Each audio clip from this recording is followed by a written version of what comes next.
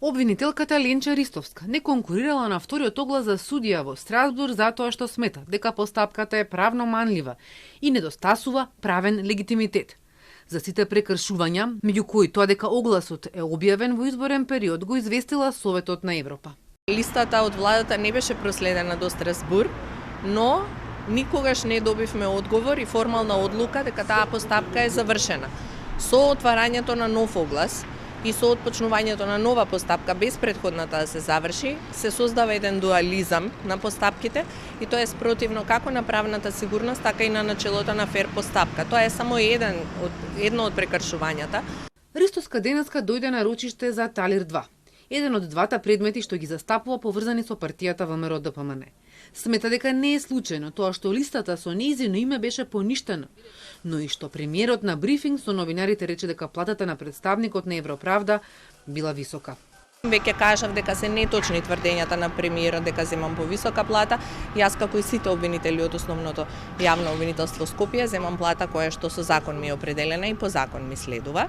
И можам да кажам само дека ваквите тврдења кои што се изнесуваат за мене од страна на премиерот, доведени во корелација со тоа, ја споменавме и листата дека не е пратена во Страсбург, доколку се земе во предвид фактот дека и одредени провладени медиуми шират клеветнички кампањи и клевети и невистини за мене во јавноста.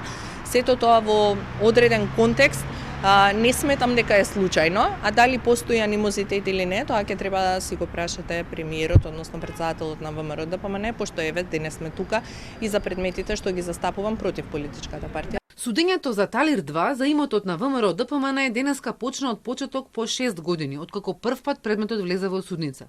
Но сега многу поблиску до застарување. Рокот е август следната година.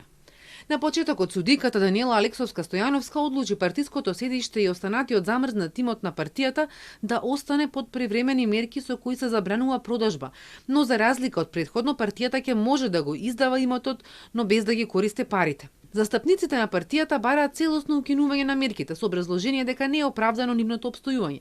Пред се затоа што поминат период од речиси 8 години и променети се многу околности.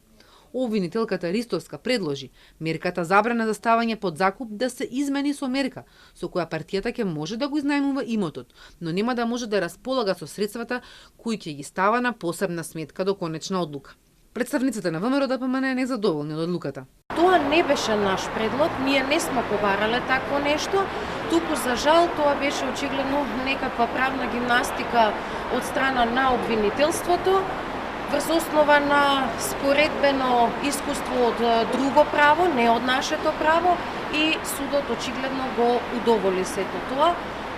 Чекаме да ја добиеме одлуката во писмена форма, за да може истата да ја обжалиме, бидејќи сепак станува збор за имотот на политичката партија, која во овој процес не е ниту странка, ниту има било какво друго својство, освен на заинтересирано лице.